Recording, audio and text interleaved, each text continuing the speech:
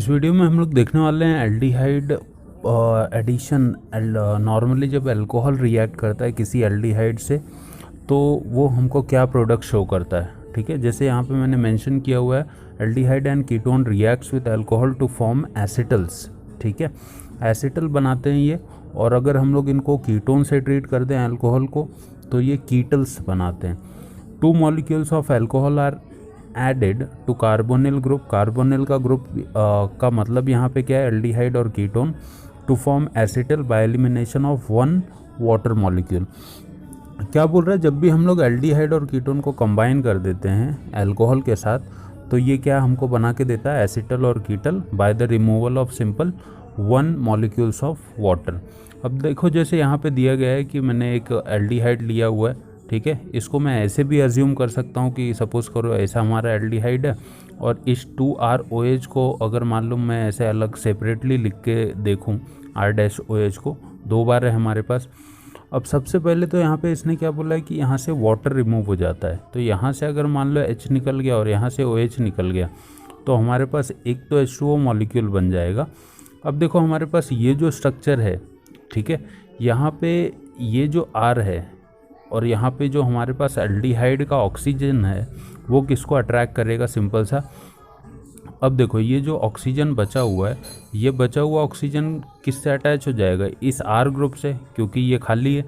ठीक है, क्योंकि यहाँ से बॉन्ड ब्रेक हो चुका है तो ये पहला, ये तो ऑलरेडी यहाँ पे OR ग्रुप है तो यहाँ पे रिपल्शन होगा तो ये जल्दी ऐड नहीं होगा।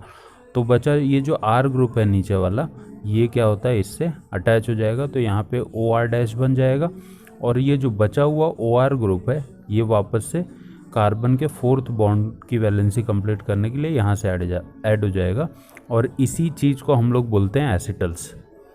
ठीक है, तो सेम अगर देखो अब इसका मैं ऊपर के रिएक्शन का प्रोडक्ट लिखूँ तो डायरेक्टली हमारे पास क्या बन जाता है, यहाँ पे हमारा जो नॉर्मली CH3 है, ठीक है, ऐसे बना लो तो और अच्छा है, बेटर है, CH3C, यहाँ पे H, यहाँ पे OR- और यहाँ पे OR- plus removal of water molecule.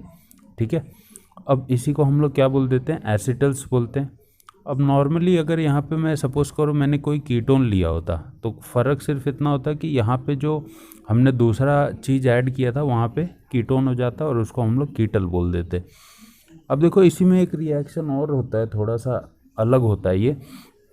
इसमें क्या होता है कि व्हेन डायोल्स, अभी तक तो हम लोग सेपरेट अल्कोहल 2 मॉलिक्यूल्स ले रहे थे, बट अगर मैं बोलूँ कि जैसे डायोल्स को हम लोग ऐड कर रहे हैं एल्डिहाइड या कीटोन से, तब क्या रिएक्शन होगा। हमको पता है डायोल्स क्या होते हैं, ऐसा कोई अल्कोहल, ऐसा कोई कंपाउंड जिसके पास 2 अल्कोहल ग्रुप होते हैं। अब जैसे देखो ये है हमारे पास, ठीक है, अब सपोज़ करो कि अगर मैं इसका रिएक्शन लिखूँ तो ये क्या हो जाएगा, CH3C डबल बॉन्ड OH, ये हमारे पास कोई एल्डिहाइड है, प्लस अगर इसमें या अगर मैं कोई दूसरा कीटोन वगैरह ले लेता हूँ यहाँ पे तो देखो ये सब क्या बनाते हैं, अगर हमने डायोल्स लिया तो ये साइक्लिक एसिटल और साइक्लिक कीटल बनाएंगे, जबकि पहले हम लोग सिर्फ एसिटल और कीटल देख रहे थे।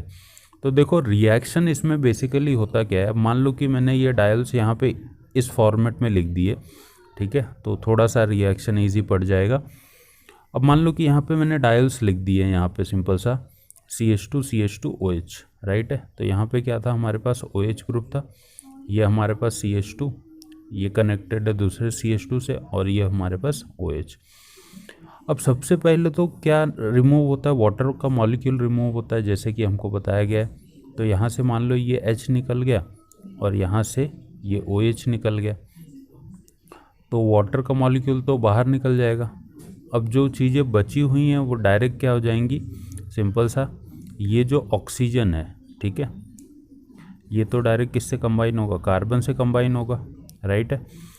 अब यहाँ पे जो ये तो OH बाहर निकल गया, ठीक है, तो ये ऑक्सीजन अब किससे कंबाइन होगा, इस कार्बन से। तो देखो फाइनली हमको मिलता क्या है, CH3C, यहाँ पे H, ये बॉन्ड जुड़ जाएगा इस वाले ऑक्सीजन से, जिससे यहाँ पे CH2, और ये CH2 कंबाइन है दूसरे CH2 से। अब देखो ये भी किससे ऐड हो गया, ऑक्सीजन से, तो इसी को हम लोग क्या बोलते हैं, साइक्लिक एसिटल। अब अगर मैं बात करूँ नॉर्मली इसके लिए कीटोन्स के लिए, तो अगेन देखो अगर इसमें मैं उसी फॉर्मेट में ऐड कर दूँ डायल्स को तो क्या होगा, यहाँ पे OH, ठीक है। अब वाटर मॉलिक्यूल रिमूव होगा, मान लो यहाँ से H निकल गया, यहाँ से OH निकल गया, तो यहाँ पे वाटर तो बाहर चला गया। अब बेसिकली ये क्या होगा, ठीक है, ये कार्बन तो ऐड हो जाएगा इस ऑक्सीजन से, जबकि ये ऑक्सीजन ऐड हो जाएगा इस वाले कार्बन से, ठीक है। तो हमारे पास हमको मिलता है क्या, देखो CH3, C, यहाँ पे CH3, ये कार्बन से जुड़ा O, यहाँ पे CH2, राइट है, और ये दूसरे ऑक्सीजन यहाँ से जुड़ गया और ये आपस में जुड़े हुए हैं, तो इन्हीं को हम लोग क्या बोलते हैं, साइक्लिक कीटल। अब फ़र्क है हमको कैसे पता चलेगा, देखो यहाँ पे खाली H है, यहाँ पे CH3 है, तो इनसे हमको फ़र्क पता चलता है एसिटल और कीटल का।